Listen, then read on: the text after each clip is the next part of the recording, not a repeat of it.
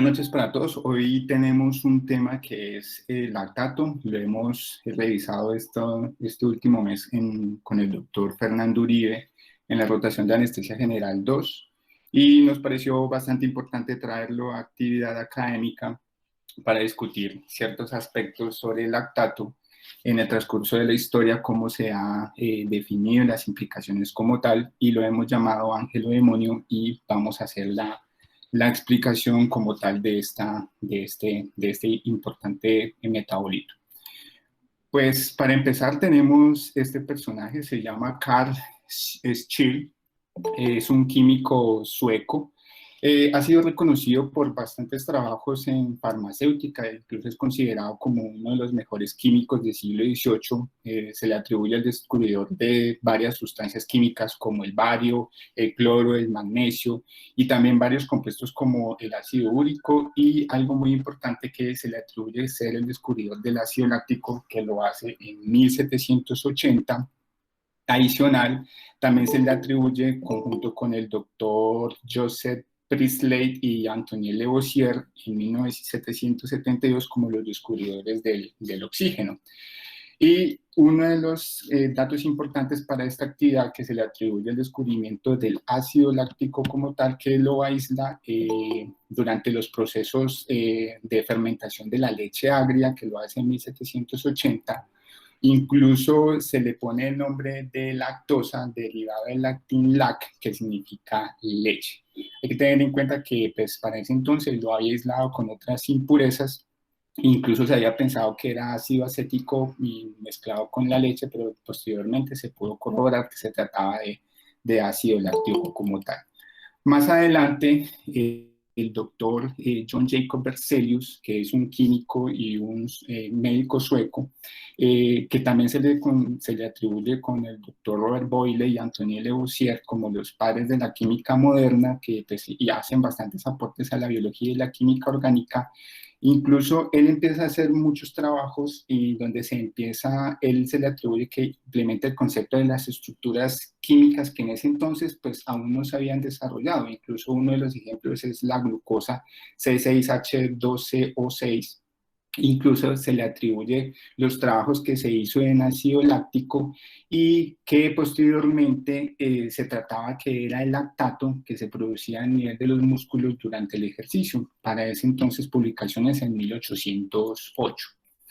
Más adelante tenemos estos dos personajes, se tratan del doctor Otto Fritz Meyerhoff y Archibald Hill, que son fisiólogos y que se les atribuye el Premio Nobel de Medicina en 1922. Ellos recibieron este Nobel por sus trabajos en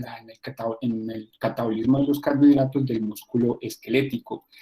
Algo muy importante es que particularmente Meyerhoff elució que la mayoría de las rutas glucolíticas, y demostró en ese entonces que el ácido láctico era producto como una reacción adicional de la glucólisis en ausencia de oxígeno. Y también Hill apoyaba esa teoría de que la producción del ácido láctico, hablábamos en ese entonces de producción de ácido láctico durante las altas demandas energéticas de la contracción muscular, y que posteriormente era el ácido láctico que se producía como tal, y que pues prácticamente tenía varias implicaciones a nivel de la fisiología pues del ejercicio. Eso para esa fecha en ese entonces. Algo muy curioso entonces es que para ese entonces el ácido láctico se le atribuía que hace 55 años la comprensión del autor en la bioquímica y fisiología pues era muy simple, que la acumulación del lactato indicaba incluso una deuda de oxígeno, del ácido láctico. El ácido láctico incluso era considerado como un metabolito sin salida, un desperdicio metabólico que causaba fatiga muscular, la rigidez, los calambres, y algo muy importante, que causaba acidosis metabólica. Entonces, en ese entonces, era un metabolito considerado perjudicial, pero sin embargo, muchas preguntas que se realizaban para ese entonces era que si realmente se trataba de que era causante de todas estas alteraciones, y realmente si tenía una implicación en los trastornos ácido-base para ese entonces. Entonces, a principios del siglo XX, los investigadores en ese entonces, sobre todo las publicaciones de Meyerhoff y Hill, demostraron que el ácido láctico se producía en condiciones de bajo contenido de oxígeno, o sea, secundario a condiciones de hipoxia, y que la contracción muscular también se deterioraba. Entonces, la explicación era que el ácido láctico tenía una implicación que disminuía el pH celular y sanguíneo, y que posteriormente eso explicaba una acidosis metabólica que ha sido en varias publicaciones a mediados del siglo XX, incluso a finales de este mismo siglo, el término de acidosis láctica como tal. Es por esta razón que hay que tener en cuenta que el ácido láctico y el lactato, para esos autores incluso eran, pues, había unas confusiones de que si eran lo mismo o si eran diferentes. Pero realmente esto es una pregunta que realmente ya en los últimos años se ha demostrado, pues, que son moléculas totalmente diferentes. Y para diferenciarlas, tenemos el ácido láctico y el láctico que son diferentes. Hay que tener en cuenta que, como aquí vemos en la molécula del ácido láctico, tenemos el grupo metil, y posteriormente aquí se une, al final de la molécula tenemos un grupo carboxílico, que aquí tenemos un carbono, sería COH, que está unido de forma aquí cercana con un grupo hidroxilo en el carbono adyacente, del ácido carboxílico. Y eso es lo que lo convierte al ácido láctico en un ácido alfa hidroxílico. A diferencia del lactato, hay que tener en cuenta que el ácido láctico es una forma no ionizada y que el lactato no tiene uno de los hidrogeniones del grupo carboxilo. Entonces ahí en la fórmula estructural vemos que hay unas diferencias bastante significativas. La fórmula molecular, pues, del ácido láctico es C3H6O3, y del lactato, pues ya habíamos nombrado que, pues, el grupo carboxilo no contiene uno de los hidrogeniones, por eso, pues, el conteo de hidrogenio de H es de 5, y la fórmula semidesarrollada, pues, es la que aquí vemos en la presentación. Entonces, ya hay unas diferencias como tal a nivel estructural, a nivel molecular, y son moléculas totalmente diferentes. Y para ese entonces lo que se había venido hablando era que el ácido láctico era producto del metabolismo celular, que eso para los actuales bioquímicos y fisiólogos no han estado, pues, como muy de acuerdo como tal, y ya lo vamos a explicar más adelante. Algo también muy importante es que las masas molares son diferentes. El ácido láctico tiene una masa molar de 90.08 gramos sobre mol, y la masa molar del lactato es de 89 gramos sobre mol. Algo muy importante es que el ácido láctico es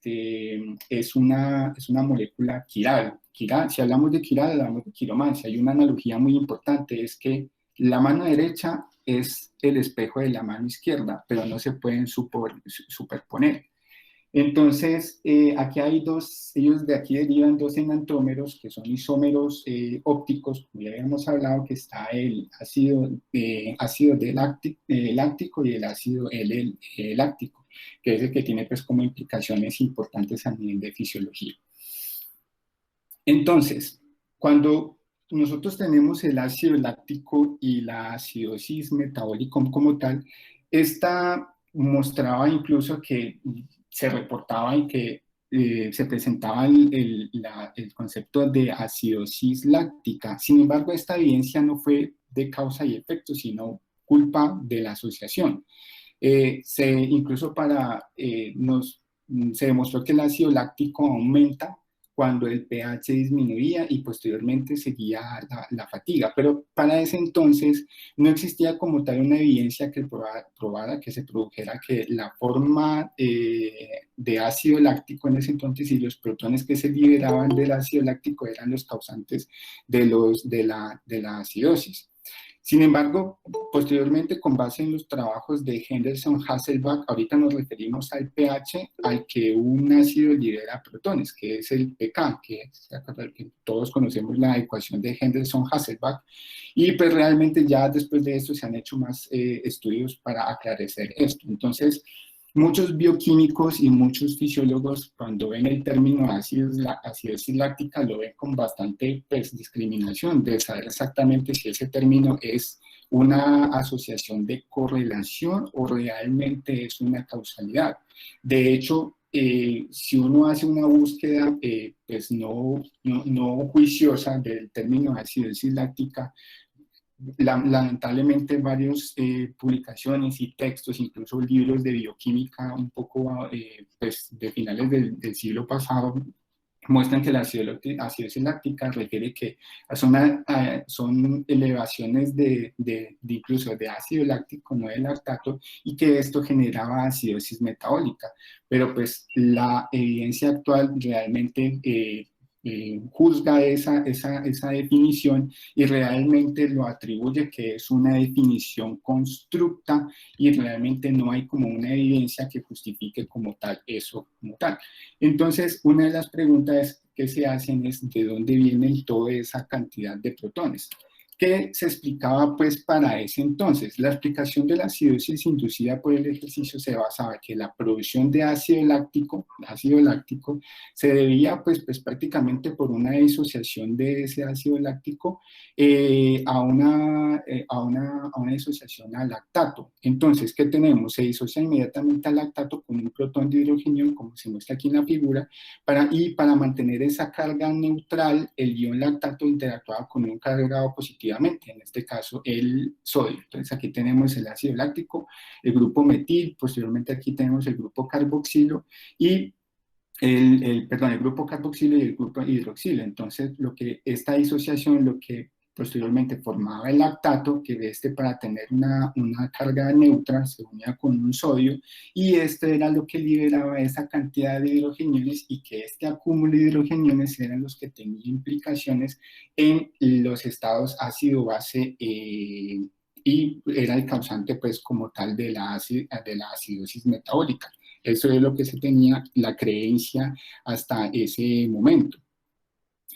Entonces, más adelante, ya a finales de 2000, a principios del 2000, perdón, aparece este doctor que se llama el doctor Roger Roberts, que es un licenciado en educación física australiano que tiene muchos de sus estudios en la Universidad de Nuevo México, máster en fisiología del ejercicio y rehabilitación cardíaca y un doctorado en programas de bioenergética. Entonces, para Roger Roberts, que tiene bastantes publicaciones y ha estudiado bastante la fisiología del ejercicio, para él la producción de lactato no producía hidrogeniones, protones. El punto de partida para explicar era muy sencillo para él, porque la producción de lactato para que libere un hidrogenión, para él definía que es una idea bastante constructa. Y las publicaciones que hizo acerca de la acidosis metabólica inducida por el ejercicio, empezó a ver de dónde venían toda esa cantidad de hidrogeniones que se producían durante el metabolismo. Entonces, la respuesta era muy sencilla, era simplemente retomar y revisar las reacciones de la glucólisis, a partir de la glucosis y toda la formación de energía que se generaba como tal, y estudiar punto a punto cómo se generaban estas reacciones para la formación como tal de ATP. Entonces, para esta charla vamos a revisar rápidamente los procesos de glucólisis hasta la cadena transportadora de electrones y vamos a explicar de dónde salen todos esos protones, y realmente era de demostrar que realmente la formación del lactato no era un causante como tal de acidosis metabólica como tal. Rápidamente, nosotros sabemos que para el sustrato para la producción de lactato es el piruvato, y para la formación de piruvato es una molécula de glucosa. Sabemos que de una molécula de glucosa se forman dos moléculas de piruvato y que cada piruvato se forma una molécula de lactato como tal. Entonces, se produce el lactato a partir del piruvato mucho más rápido que el cuerpo puede procesarlo, lo que hace que aumente las concentraciones del lactato como tal. Entonces, aquí aparece esta reacción muy importante que es parte de la que todos conocemos, que la formación del lactato se tiene como sustrato una molécula de piruvato una molécula de NADH, que es nicotinamina dinucleótido, que está en un estado reducido, más una molécula de hidrogenión, y que esta reacción produce lactato y queda la molécula de NAD en un estado oxidado. Entonces, mire la importancia de esta reacción y lo ponemos aquí. Y esta es la parte fundamental de conocer esta reacción, de que aquí lo que estamos viendo es que los hidrogeniones realmente es parte del sustrato para producir lactato y no como se creía antes que para producir lactato era prácticamente una disociación del ácido láctico y que del ácido láctico quedaba el lactato y se formaban hidrogeniones. Algo muy importante, que para las publicaciones del doctor Roberts, la parte del metabolismo celular, nosotros no producimos ácido láctico, sino que producimos lactato, que es la base conjugada pues, como tal. Entonces es muy importante conocer esta reacción y tenerla en cuenta y de aquí concluir a gran escala de que las hidrogeniones no es producto de la formación del lactato, sino que lo que hace es un consumo de lactato como tal. Entonces tenemos aquí la glucólisis, esta es la fase 1, que a partir de una molécula de glucosas ven unas reacciones hasta el final de la fase 1, que es la fructosa 1,6-bifosfato, y que posteriormente, como es una molécula inestable, bifosfato, esa molécula inestable produce una molécula de gliceraldehído 3-fosfato y también una molécula de hidroacetona fosfato. Hay que tener en cuenta que esta dihidroacetona fosfato posteriormente se transforma en gliceraldehído 3-fosfato y que a partir de aquí toda la producción ocurre doble. Siguen unas reacciones, ¿listo? Que hasta que finalmente se produce una molécula de piruvato. Entonces, el doctor Roger Roberts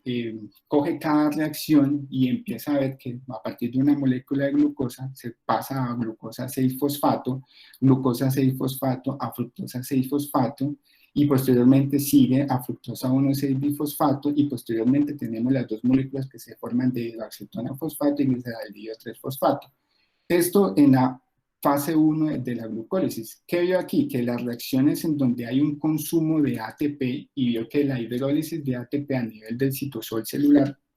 eran las que formaban hidrogeniones. Entonces él empieza a hacer un conteo de cuánto de consumo de ATP o producción de ATP y la cantidad de hidrogeniones que se producía. Entonces mire que en la fase 1 de la glucólisis hay dos moléculas consumidas de ATP y se producen dos moléculas de dos hidrogeniones. Posteriormente sigue la fase 2 de la glucólisis y vemos que aquí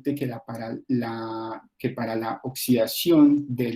la reducción de la molécula de NAD también se produce un hidrogenión adicional. Entonces, y acuérdense que habíamos hablado de que la glucólisis de aquí en adelante todo ocurre doble, entonces esta reacción ocurre doble, son dos moléculas de hidrogeniones que se producen y sigue consecuentemente la reacción de la glucólisis de la fase 2 de 1,3-bifosfoglicerato pasa a 3-fosfoglicerato, posteriormente de 3-fosfoglicerato pasamos a 2-fosfoglicerato y este se transforma en fosfoenolpiruvato y posteriormente el fosfoenolpiruvato forma la molécula de piruvato. Entonces, solamente en las fases 1 y 2 de la glucólisis, el conteo total tenemos que son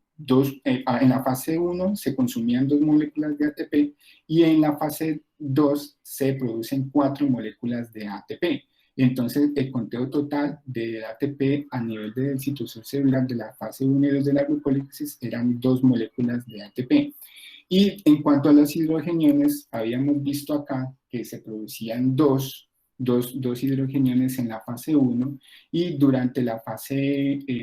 2, en la primera reacción hay producción de 2 moléculas de hidrogeniones, pero para la formación del piruvato se consumen 2 hidrogeniones, entonces el balance total era de 2 moléculas de hidrogeniones. Hay que tener en cuenta que estas cantidades de hidrogeniones, como la glucólisis se produce en bastante cantidad, pues esto va a ser consecuente, proporcional a la cantidad de glucosa que se esté metabolizando y está haciendo la glucólisis. Y posteriormente aparece la reacción del paso del piruvato al lactato. Como ya habíamos visto la reacción, que para la formación del lactato se necesita como sustrato un hidrogenión y este hidrogenión pues prácticamente es parte del consumo para la producción del lactato. Entonces, si nosotros compensamos con las fases 1 y 2 de la glucólisis, vemos que se consumen, como son dos piruvatos que se producen, son dos moléculas de lactato que se producen. Entonces, hay dos consumos de hidrogeniones y el balance total es de cero. O sea, realmente a partir de estas reacciones tan sencillas que pues, prácticamente se empieza a demostrar que la formación del lactato no es pues, prácticamente el culpable como se ha visto y se ha crucificado pues, el lactato como un causante de acidosis metabólica como tal. De hecho, aparece, si nosotros lo vemos desde un punto de vista, aparece como un tampón o un buffer que estabiliza las alteraciones ácido-base como tal. Y algo muy importante que se hacía el autor era si realmente hay consumo de oxígeno en las fases de glucólisis, porque él hace una crítica bastante importante sobre las publicaciones y los libros de bioquímica sobre el término de la glucólisis aerobia o anaerobia, y realmente como tal no debería llamarse ni la una ni la otra, simplemente debe llamarse glucólisis porque hasta el momento, y como hemos visto en las reacciones de la fase 1 y fase 2, no hay consumo como tal de glucólisis. Algo muy importante es que esta reacción de la lactato deshidrogenasa para la formación de piruvato de lactato, mire que toman también como sustrato los hidrogeniones que se producen en la fase 2 de la glucólisis, y algo muy importante que el lactato, la formación del lactato coge el NAD que está en estado reducido, lo oxida, y algo muy importante es que regenera ese NAD que pasa posteriormente a la fase 2 de la glucólisis, lo que permite una regeneración continua de ATP simplemente a partir de la glucólisis. Entonces, hasta el momento, ¿qué beneficios vemos del lactato? Que la producción de lactato no consume protones y no se le debe ser como el culpable de que es el causante de una acidosis metabólica. La reacción de la lactato deshidrogenasa lo que hace es regenerar NAD en estado oxidado que sirve como sustrato para la fase 2 de la glucólisis y formación de ATP en el citosol, que es parte de la reacción de la fase 2 de la glucólisis. Y que la formación de lactato lo que hace es prácticamente un transbordador, un transporte de protones, ya que lo utiliza como sustrato y de hecho retarda aún más la progresión de la acidosis. Entonces empezamos a ver ya cosas buenas que del producto del lactato y no todo lo malo que se ha nombrado pues, prácticamente en publicaciones previas como tal. Cuando el piruvato se acumula en el citosol o en el citosol, hay una disminución de los protones consumidos en la reacción de la lactato deshidrogenasa. Entonces, esto genera pues una mayor liberación de protones. Entonces hay que tener en cuenta que todo ese piruvato posteriormente a nivel mitocondrial pasa posteriormente a nivel de la mitocondrial, y a nivel mitocondrial tenemos pues que se lleva a cabo el ciclo del ácido tricarboxílico o el ciclo de Krebs, como todos lo conocemos, que se lleva a cabo principalmente en la matriz mitocondrial. Entonces ese piruvato, a través de la enzima piruvato deshidrogenasa, se convierte en acetil-CoA, que este es el sustrato que pues, hace todas las reacciones del ciclo de Krebs. No vamos a enfocar pues, prácticamente aquí las reacciones que se llevan,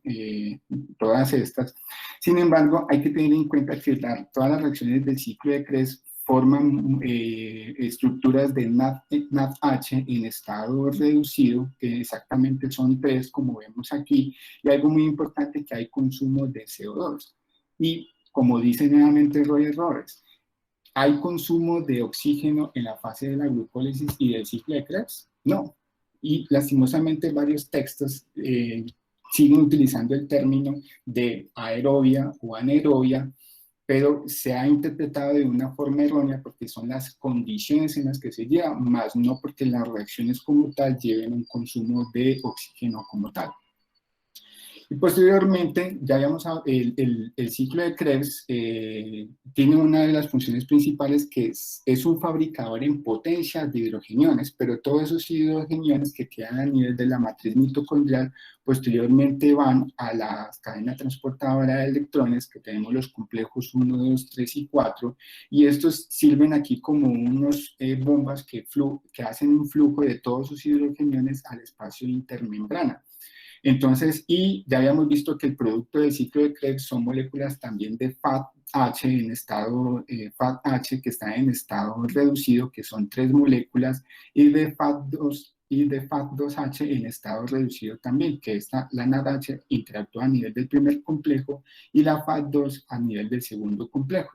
Rápidamente lo que hacen es un influjo de toda esa cantidad de protones desde la matriz mitocondrial del espacio intermembrana y posteriormente el espacio intermembrana, a veces cargado de toda esa cantidad de hidrogeniones, viene el quinto complejo o el complejo de la ATP sintasa, que lo que hace nuevamente es meter todo ese flujo de protones para generar ATP. Algo muy importante que también hace una crítica Robert este quinto complejo es el nombre de esta enzima que muchos textos lastimosamente lo nombran como la ATP sintetasa. Y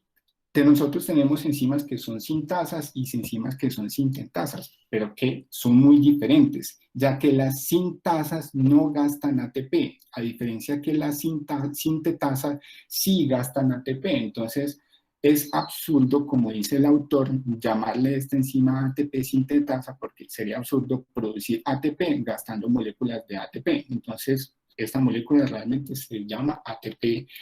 sintasa. Y algo muy importante, mire en donde está el consumo de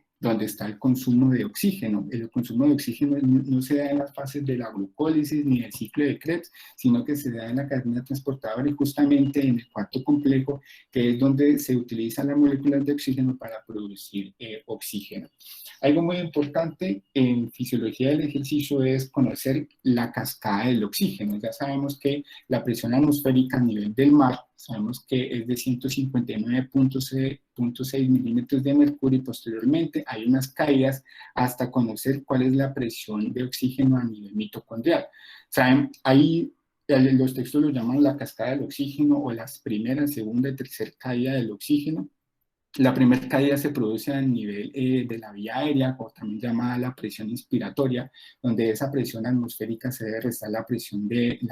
agua, y posteriormente a nivel alveolar, donde esa presión inspiratoria se debe restar la presión del CO2. Entonces, los valores a nivel de la presión atmosférica es de 149, a nivel de la presión traqueal o la presión inspiratoria es de 148 aproximadamente, y a nivel alveolar es de 100, y posteriormente a nivel de los tejidos y hablando de a nivel muscular, la presión de oxígeno es aproximadamente entre 40 y 50 milímetros de mercurio. Mire que son todavía niveles muy altos de las presiones críticas mitocondriales. Algo que me llamó mucho la atención en fisiología de ejercicio es que los autores dicen que las presiones de oxígeno críticas están alrededor entre 1 y 2 y 3 milímetros de mercurio, incluso son muy bajas. Y a nivel muscular las presiones la presión de oxígeno es aproximadamente entre 40 y 50, o sea, son valores muy por encima de la presión crítica mitocondrial. Entonces, aquí tenemos nuevamente esta reacción donde pues prácticamente el piruvato tiene que entrar a nivel mitocondrial. Sin embargo, cuando la demanda de ATP durante estados de la contracción muscular o situaciones de estrés es satisfecha durante el metabolismo mitocondrial, digamos que hasta allí no hay ningún problema. Sin embargo, cuando digamos que la intensidad del ejercicio aumenta o va más allá de ese estado estable, entonces hay una necesidad de mayor dependencia de la regeneración de ATP a nivel del citosol, que es parte de la glucólisis y del sistema fosfágeno, que es aparte de la hidrólisis de ATP durante la fase 1 de la glucólisis. Entonces, toda esa generación lo que hace, pues, obviamente, es elevar la cantidad de hidrogeniones y posteriormente aparece una ruta que es la ruta alterna, que es la ruta de la lactato deshidrogenasa para producir lactato como tal. Entonces, algo muy importante es que en las publicaciones actuales, lo que antes se decía que la formación de lactato, la formación de piruvato y que formaba para la formación de ATP por el estado mitocondrial era que se debía por situaciones aeróbicas y que el lactato era más bien como una deuda de oxígeno, pues eso es totalmente falso, porque las publicaciones actuales muestran que la formación de lactato se da incluso en condiciones fisiológicas y en condiciones aeróbicas como tal. Entonces, aparecen las publicaciones del doctor George Brooks que donde empieza a ver, a estudiarse el lactato como una fuente de energía muy importante y pues prácticamente muchas cosas benéficas del lactato que antes se había pues interpretado de una forma errónea, y para esto lo llama pues el shuttle, el shuttle del lactato, que para algunos textos lo traducen como una lanzadera de lactato. Y para él, el lactato tenía tres funciones principales. Uno era que era una fuente principal de energía, es un precursor muy importante gluconeogénico, y algo muy importante es que servía como una molécula de señalización, por lo cual algunos textos nombran al lactato como una lactohormona.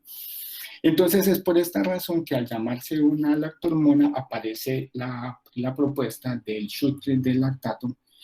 Nosotros con el doctor Uribe estuvimos pues, exactamente como darle una traducción, y uno encuentra que, pues, traducciones que aparecen como el transbordador, un transportador o la lanzadera del lactato, pero realmente haciendo ya una lectura de todas las publicaciones del doctor Brooks, que fue una propuesta que hizo él, donde describe el movimiento del lactato que se da a nivel no solo intracelular, sino a nivel entre varias células. Entonces, la forma de entenderlo es como ese movimiento del lactato que se da de una forma bidireccional, que puede ser entre varias células o incluso dentro de la misma célula. Entonces, esta hipótesis se basa en la observación de que el lactato se forma y al mismo tiempo se utiliza continuamente en diversas células en condiciones que son tanto aeróbicas como anaeróbicas. Entonces, el lactato producido en sitios donde las altas tasas de glucólisis y de glucogenólisis pueden transportarse a sitios adyacentes o remotos, incluso no solamente a nivel de músculo esquelético, sino en músculo cardíaco, a nivel cerebral, a nivel hepático, a nivel renal. Entonces, el lactato aquí se le empieza a dar una nueva identificación donde se utiliza como un precursor gluconeogénico o un sustrato para la oxidación como tal. Entonces, volvemos nuevamente a esta imagen, y algo muy importante para resaltar aquí es que la producción de lactato ya habíamos dicho que se produce tanto en condiciones aeróbicas y anaeróbicas, pero principalmente en condiciones fisiológicas se produce de forma continua. Eso pasa tanto para todos los seres vivos, sean animales o sean humanos. Las mediciones de lactato aproximadamente son de 1 milimol sobre litro, y mire que si nosotros comparamos con las concentraciones de piruvato es de 0.1 milimol sobre litro, y si nosotros vemos esa relación es una relación de 10 aproximadamente, que es de la producción neta de lactato que se da como tal. Algo muy importante es que la liberación de lactato a nivel de los músculos en reposo que son en individuos sanos, cuando están expuestos a una presión a nivel alveolar arterial de 100, de 95, 100, vemos que ya habíamos visto que la presión de oxígeno a nivel intramuscular es de 40, que todavía es muy por encima de la presión de oxígeno mitocondrial. Y que durante las situaciones del ejercicio, aproximadamente el 65% del consumo de oxígeno, esa producción de lactato y liberación neta de lactato de los lechos musculares aumentan, hacen que esa relación que es de lactato piruvato de 10 incluso aumente valores por encima de 500. Sin embargo, la presión de oxígeno intramuscular, habíamos hablado que era de 40, pero puede disminuir en situaciones de alta demanda de oxígeno. Esas relaciones, la presión de oxígeno a nivel intramuscular puede incluso disminuir, incluso por encima de 5 o 6, que sigue siendo todavía un valor por encima del nivel crítico del oxígeno mitocondrial. Es por esta razón que es apropiado para el autor decir que en humanos la glucólisis procede al lactato en condiciones completamente aeróbicas, y no solamente se da como una deuda de oxígeno. Lamentablemente, son situaciones que se han, digamos,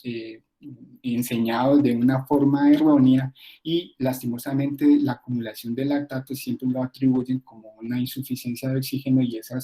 información ha persistido a pesar de los años. Mire, el concepto del transbordador o lanzadera del lactato que describe a un lactato como un vehículo, pues prácticamente que une el metabolismo glucolítico y el metabolismo oxidativo. Para entenderlo mejor, o sea, hay un vínculo que es el productor y, entre comillas, el consumidor del lactato, y eso se da a nivel intracelular o a nivel intercelular, no solamente a nivel intercelular, sino en un mismo tejido, sino en diferentes tejidos y de la misma forma en diferentes órganos. Entonces, es importante destacar que de acuerdo con la hipótesis de la lanzadera de lactato, este vínculo se produce siempre de forma continua, en condiciones totalmente aeróbicas. Incluso puede pasar esas barreras compartimentales y ocurre no solamente entre células, sino entre tejidos y también mucho más allá de en los órganos que pueden incluso hacer transporte y compartir el lactato como tal. Esta es la representación de la lanzadera del lactato, incluso está en los artículos que se envió durante la invitación. Sabemos que la lanzadera del lactato tiene tres funciones fisiológicas importantes. Habíamos hablado que es una principal fuente de energía. El lactato, segundo, el lactato es un precursor gluconeogénico y tres, sirve como una molécula de señalización tanto autocrina, paracrina y endocrina. Entonces, por eso se le denomina el término de la lactohormona y que esa señalización se da a nivel intercelular, donde ese lactato pues, se puede compartir entre varias células o se da a nivel dentro de la misma célula.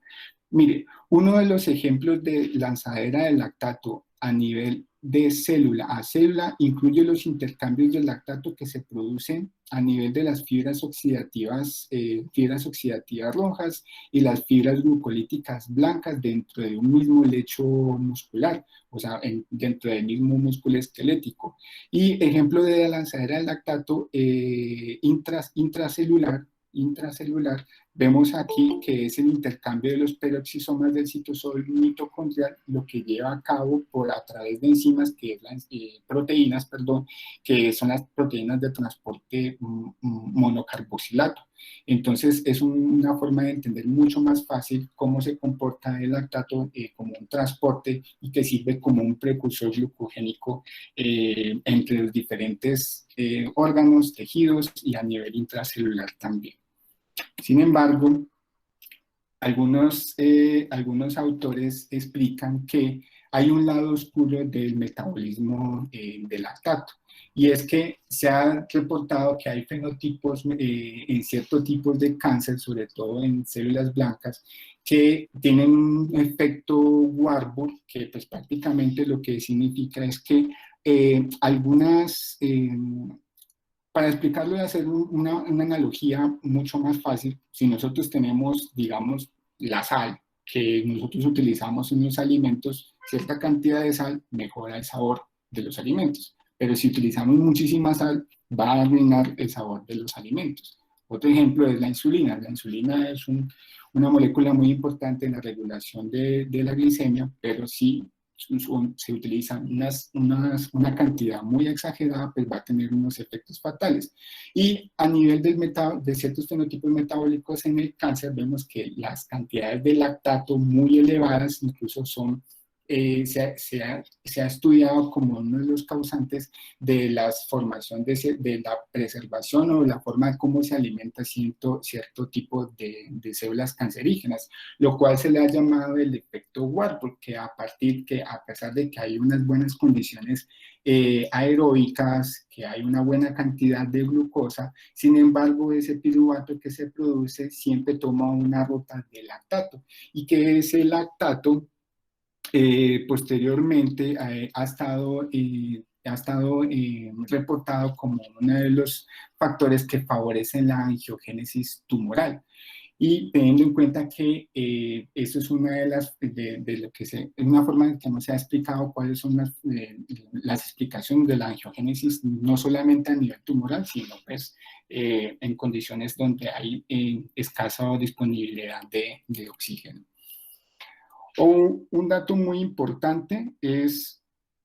que el lactato, utilizando la hipótesis de la lanzadera del lactato, el cerebro utiliza como combustible principalmente el uso del lactato. Se encontró que el papel del lactato en la alimentación energética del cerebro era impresionantemente alto, prácticamente un 70-80%. Incluso reportes actuales han visto que hay una preferencia de las células cerebrales por consumo de energía, formación de energía a través de una preferencia del lactato a diferencia de la glucosa como tal.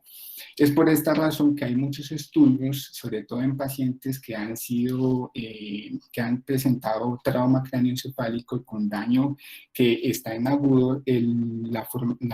uso de soluciones racémicas de lactato incluso puede ser de una forma benéfica porque sirve como un combustible cerebral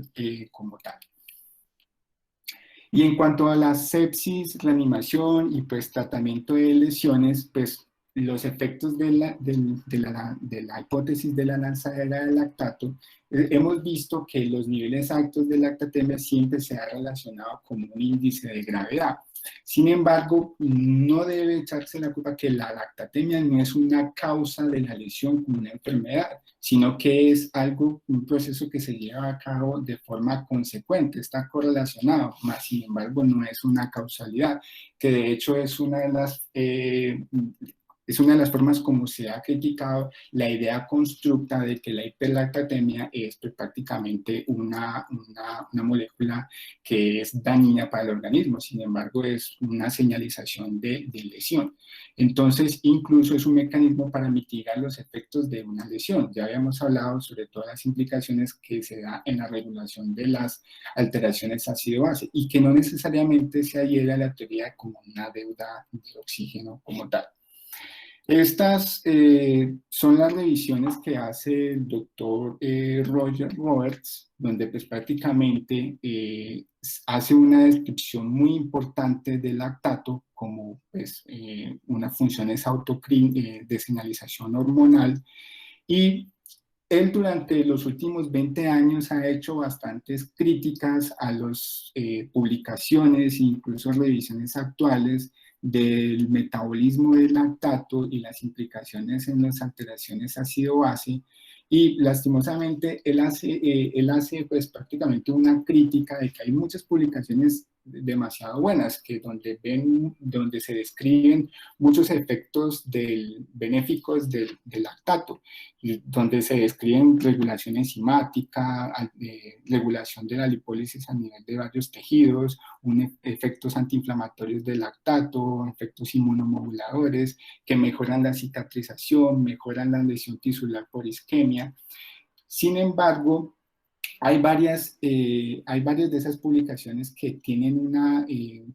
todavía las ideas que son antiguas de que realmente el ácido láctico es producto del metabolismo, y realmente no es el ácido láctico, sino la base del lactato como tal, que es lo que se produce, y que esas publicaciones realmente se debe hacer, él hace una invitación a hacer una lectura crítica de todas las publicaciones que se hacen respecto al lactato. Si nosotros hacemos una búsqueda con el doctor Uribe, estábamos haciendo una búsqueda, hay muchas publicaciones, más de 8.000 publicaciones, donde solamente colocando acidosis láctica todavía se tiene esa idea de que se produce ácido láctico y que la formación de ácido láctico es prácticamente lo que está relacionado con las alteraciones ácido-base y como todavía esa deuda de oxígeno. Sin embargo, hay muchas publicaciones, sobre todo las actuales, donde ya se empieza a hacer esas correcciones de ese término como tal. Para ir cerrando, los efectos benéficos del lactato, ya habíamos hablado que es un precursor gluconeogénico, sirve como una molécula de señalización, influye bastante importante en el transporte de protones. De hecho, lo que hace es mitigar o regular las alteraciones ácido-base, control de la lipólisis, teniendo en cuenta que sirve como un precursor gluconeogénico para ciertos órganos, teniendo en cuenta la lanzadera del lactato, que es benéfica para otros órganos. Y algo muy importante, la estimulación de la memoria a largo plazo y la plasticidad neuronal, teniendo en cuenta varios estudios que se están haciendo actualmente sobre trauma craneoencefálico severo y en pacientes en estados comatosos. Un precursor de la angiogénesis, ya que favorece la formación de vasos y no solamente a nivel tumoral y la cicatrización de heridas, que incluye la lesión tisular y isquémica como tal. Para ir cerrando, algo muy importante, esta frase que está incluso en varias publicaciones del doctor Brooks, es una metáfora de Albert Einstein, donde dice: el viejo no juega los dados con el universo. Y pues es una crítica que él hacía a su teoría de mecánica cuántica. Sin embargo, la analogía que se hace para revisiones actuales es que la producción y el uso de lactato están allí por algo y realmente deben considerarse como un factor biológico básico, que es una respuesta para acelerar o mitigar la variedad del estrés metabólico y que tiene muchas funciones benéficas como tal, como ya lo hemos explicado. A manera de jurado, hemos puesto pues prácticamente el lactato en el estrado, y ustedes como jurado, pues según lo que hemos expuesto, pues ya son los que deben sacar las propias conclusiones si realmente el lactato es un metabolito que ha sido pues prácticamente mal entendido y se ha visto como un enemigo o amigo, o incluso como un ángel o como un demonio. Muchas gracias, esto es lo que quería compartir con ustedes en la actividad del día de hoy.